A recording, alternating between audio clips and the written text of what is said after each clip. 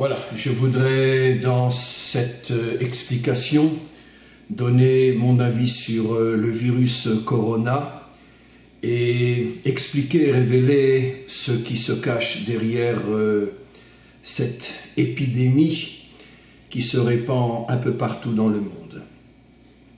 Il va falloir me suivre et écouter chacune des parties de cette explication jusqu'à ce que l'on arrive véritablement à pouvoir parler de ce virus. J'ai déjà expliqué de nombreuses fois que nos maîtres, il y a plus de 2000 ans, avaient déjà prévu que juste avant la délivrance finale, toutes les nations seraient mélangées. Il y aurait une sorte de pouvoir caché, une sorte de complot que l'on appelle aujourd'hui la mondialisation. Et nos maîtres, il y a plus de 2000 ans, mais on va expliquer qu'en vérité ce phénomène a toujours existé, mais en tous les cas nos maîtres, au tout début du traité d'Avodazara, pour ceux qui sont intéressés à le voir, nous disent que juste avant la délivrance finale, toutes les nations se présenteront mélangées devant le maître du monde. Et le maître du monde dira non, je veux que chaque nation soit reconstruite avec sa véritable identité, et il y aura tout un processus, on pourrait dire, de réparation des nations, que tous ceux qui ne sont pas véritablement liés à l'histoire de cette nation retourneront dans leur peuple d'origine. Pourquoi nos maîtres nous expliquent-ils, comme on va approfondir cette notion, pourquoi nous expliquent-ils que toutes les nations seront mélangées? On va voir ensemble que cette tentation, cette mondialisation qui a pour but de faire perdre les identités nationales, de falsifier l'histoire des peuples et des nations, le but est afin, en vérité, d'affaiblir l'homme en tant qu'individu, les nations, les peuples, parce qu'à partir du moment où un homme ne sait plus d'où il vient, qui il est, où il va, dans la mesure où il n'a plus d'identité véritable, qui est d'une certaine manière sa raison de vivre et son espoir, à partir du moment où il devient une créature sans définition, alors il s'affaiblit énormément, et de cette manière-là, on peut plus facilement, cette force cachée derrière les vitrines des gouvernements et derrière ceux qui sont des vitrines, mais qui sont à la tête des États, mais qui en vérité eux-mêmes sont entre les mains de ce complot millénaire, de vouloir finalement balayer l'identité des nations, balayer l'identité humaine, afin de transformer l'humanité tout entière en esclave.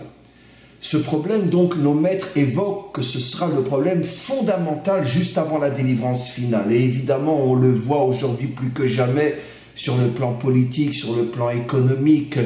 En Europe, les mélanges inimaginables avec l'immigration et autres qui, soi-disant au niveau de la vitrine, c'est bien sûr de la compassion, de la pitié, c'est vrai d'une certaine manière, mais le but réel est de faire perdre aux Français son identité française, de faire perdre aux Belges son identité belge, et de faire en sorte que dans quelques générations, plus personne ne saura d'où il vient, qui il est et où il va. Ce problème a commencé il y a fort longtemps. Pour ceux qui savent lire la Torah véritablement, on s'aperçoit que Mitzrayim, la traduction en français l'Égypte, était déjà à l'époque un système fondé sur la disparition des identités. Parce que Pharaon, je parle du Pharaon biblique, avait étendu son pouvoir sur énormément de peuples, avait annihilé, avait détruit les identités particulières des différentes nations, et c'est de cette manière qu'il était arrivé à transformer tous les peuples en esclaves. Nos maîtres nous disent, ce n'est pas seulement les Juifs qui étaient esclaves en Égypte. Nos maîtres nous disent, dans le premier commandement, « Je suis celui qui t'est sorti de la maison d'esclaves ».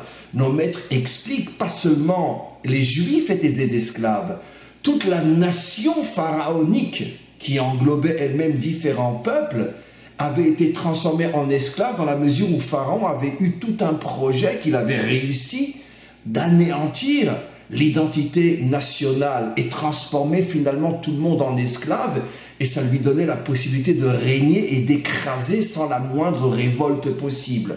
Nos maîtres vont jusqu'à dire que Pharaon n'avait pas besoin de poster des soldats et des gardiens à la sortie des camps ou aux frontières du pays parce que personne ne pensait même à s'échapper. Ça veut dire, le décodage est qu'il avait tellement affaibli l'homme que même l'idée d'une révolte n'était plus envisageable. Plus tard, nos maîtres expliquent, c'est ce qui va se passer exactement avec celui qui a exilé les 10 tribus d'Israël, Sancheriv en hébreu. Nos maîtres expliquent dans différents endroits, dans le Talmud, dans le Zohar et d'autres, qu'après avoir conquis pratiquement tout le Proche-Orient et bien plus encore, il a déporté les populations, il a déporté les nations, c'est-à-dire il a pris ceux qui sont aujourd'hui les Afghanistan, il les a amenés en Égypte, les Égyptiens, il les a amenés en Afghanistan, etc. Il a déplacé des millions d'hommes et de femmes et les a installés dans des terres qui n'étaient pas les leurs au départ. Et quelle était l'intention? De détruire les identités. C'est ce qui pousse nos maîtres à dire qu'aujourd'hui, enfin aujourd'hui depuis pratiquement 2500 ans et plus, depuis 2800 ans, ceux qui vivent en Égypte ne sont plus les Égyptiens qui vivaient à l'époque de Pharaon et de Moshe. Ceux qui vivent aujourd'hui en Irak ne sont plus les descendants des Babyloniens qui vivaient à l'époque biblique, parce que Sancheriv a tout mélangé.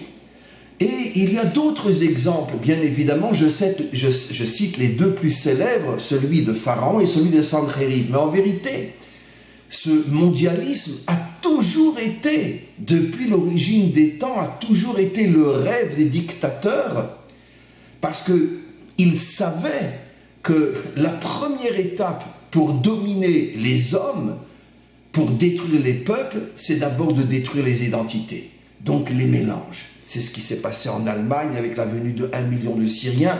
Bien évidemment, la vitrine, c'est bien sûr, parce qu'il n'y a plus personne qui travaille dans les industries. C'est sans doute vrai aussi. De la même manière que la vitrine, oui, d'une certaine manière, reflète ce qu'il y a dans le magasin.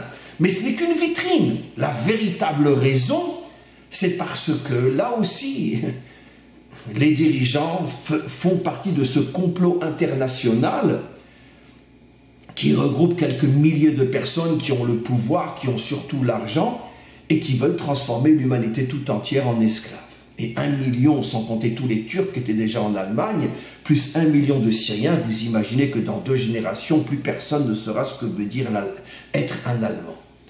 Et donc, en vérité, comme je l'explique, il y a, depuis le début de l'histoire, un complot que l'on appelle aujourd'hui le mondialisme, qui n'a rien à voir, encore une fois, avec les dirigeants. Les dirigeants sont des poupées entre les mains de ces éminences grises cachées que l'on ne connaît pas, mais que l'on devine plus ou moins un peu partout dans les grandes puissances, mais qui sont surtout ceux qui ont l'argent, ceux qui ont les industries, ceux qui ont les industries d'armement, etc., et qui déclenchent des guerres pour pouvoir vendre des armes, qui liquident ceux qui s'opposent aux guerres, comme ça a été le cas de Kennedy et d'autres. Mais quoi qu'il en soit, cette mondialisation, donc on connaît cette imminence grise qui domine le monde derrière la vitrine des gouvernants et des gouvernements depuis des millénaires, et qui aujourd'hui prend de plus en plus de force comme pratiquement jamais elle n'est arrivée à ses fins comme on le voit aujourd'hui. Cette mondialisation aujourd'hui plus que jamais fait des tests pour tester finalement la réaction des peuples. Et ces tests-là sont une véritable science pour voir où en est finalement l'homme, où en sont les peuples, leur capacité de résister, de dire non, de dire allez vous faire foutre, vous êtes en train de vous foutre de nous, vous êtes en train de nous tester pour voir si on est comme des moutons à faire et accepter toutes les honneries que vous nous lancez. Et c'est le cas de ce virus, le coronavirus. Encore une fois, ne me comprenez pas mal, je ne dis pas qu'il n'existe pas, je ne dis pas qu'il n'a pas déjà tué des milliers de personnes. Mais c'est un virus lancé de toutes pièces par ce complot mondialiste et le but est uniquement de tester la réaction des hommes, des femmes et surtout des peuples et des nations. De voir comment ils vont gober finalement ce qu'on essaye de leur vendre. Alors encore une fois, je le dis bien, le virus existe, il fait des dégâts.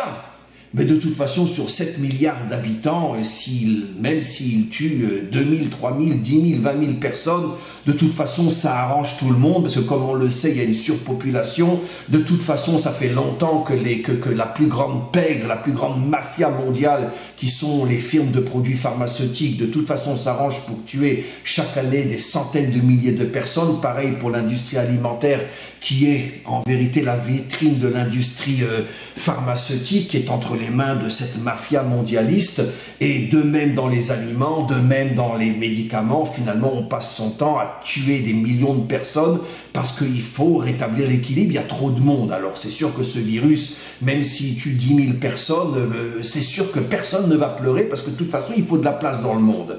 Mais c'est pas ça le but, c'est pas du tout de faire de la place. Le but est de tester encore une fois la réaction des gens. Et grâce à Dieu, ça marche.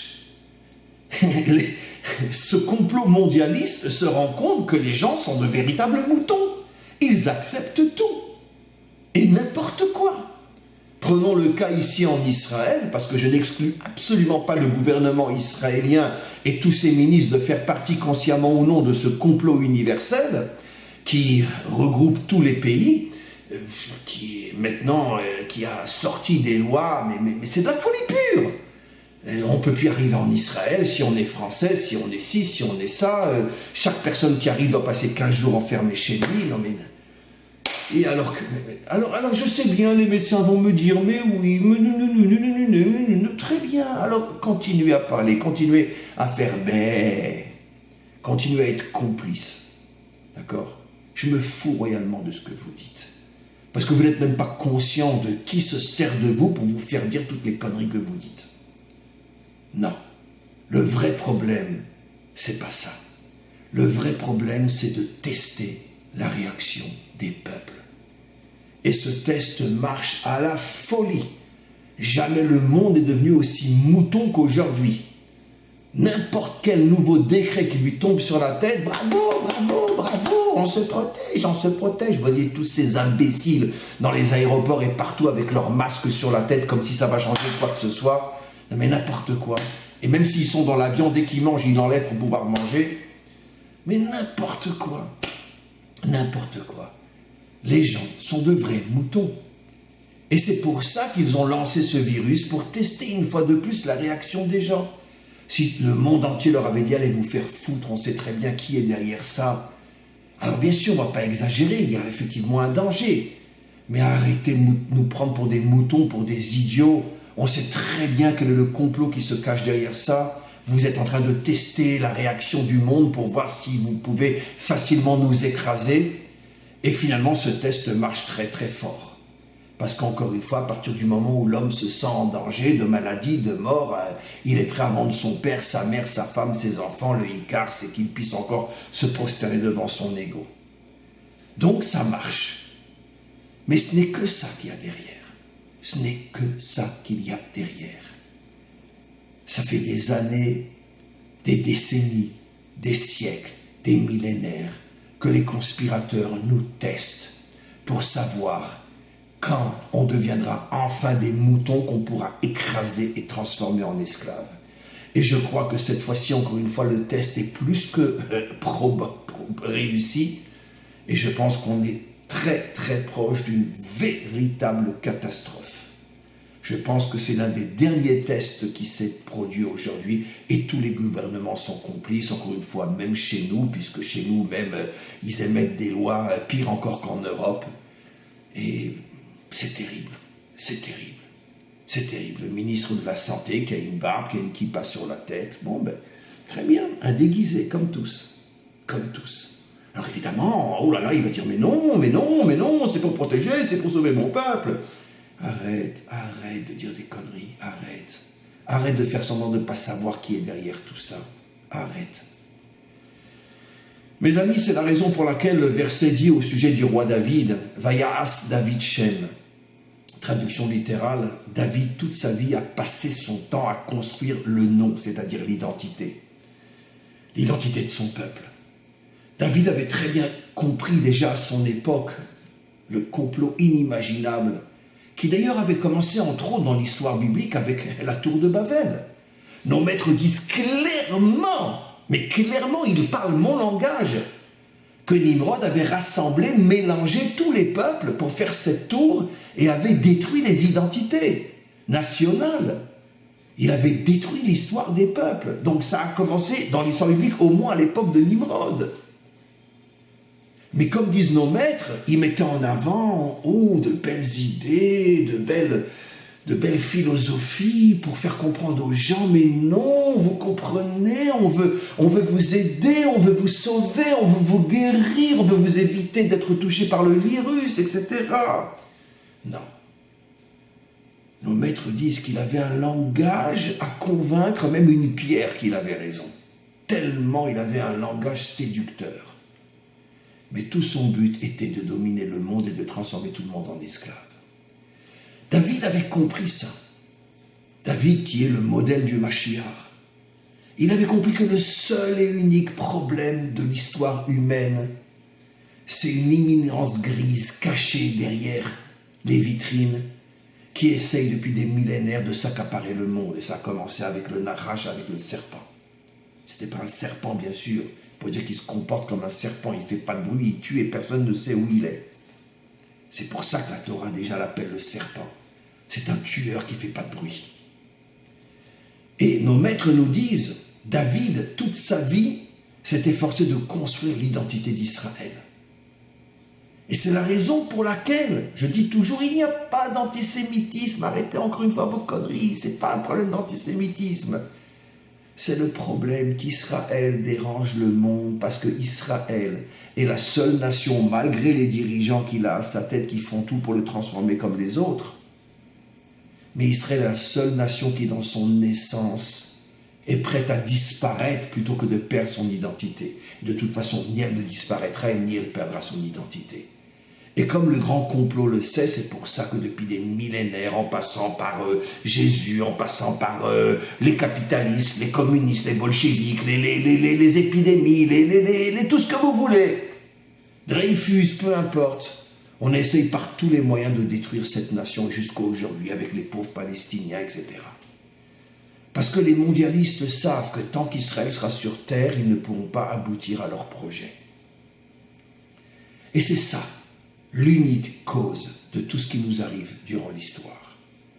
Le problème, c'est qu'aujourd'hui, on a un ministre de la Santé déguisé en religieux qui complote autant que les autres avec tout le monde. Et bon, c'est pas grave. Bon, je lui fais peut-être grâce du fait que peut-être que lui n'est même pas conscient à quel point il est manipulé. Il croit vraiment qu'il veut le bien de sa nation. À la rigueur. Mais sa barbe et son chapeau ne m'impressionnent pas du tout. Mais alors, pas du tout. S'il y a bien aujourd'hui des gens qui ne m'impressionnent pas, c'est surtout les barbus et les chapeautés. Alors, surtout eux. Surtout ne leur faites pas confiance. Surtout eux. Mais bon, c'est pas le sujet. Le vrai sujet, c'est hommes, femmes, réveillez-vous. Arrêtez d'être des moutons. Ne soyez pas complices, oui, complices de tous ces tests que les mondialisateurs font sur vous, sur les peuples, sur les nations. Dites-leur d'aller se faire foutre. Soyez comme des lions. Soyez grossiers, soyez forts, qu'ils aillent se faire voir. On refuse d'être des moutons, on est des hommes, on est des lions, on vous crache à la gueule, mais on ne sera pas vos esclaves. Be'ezrat Hashem, que le maître du monde nous envoie ce Mashiach qui sera un véritable lion, qui crachera à la gueule de tous ces comploteurs, et qui libérera les hommes et les femmes de ce complot qui dure depuis des millénaires et qui veut nous transformer en esclaves. Amen v'chen yeh ratzon.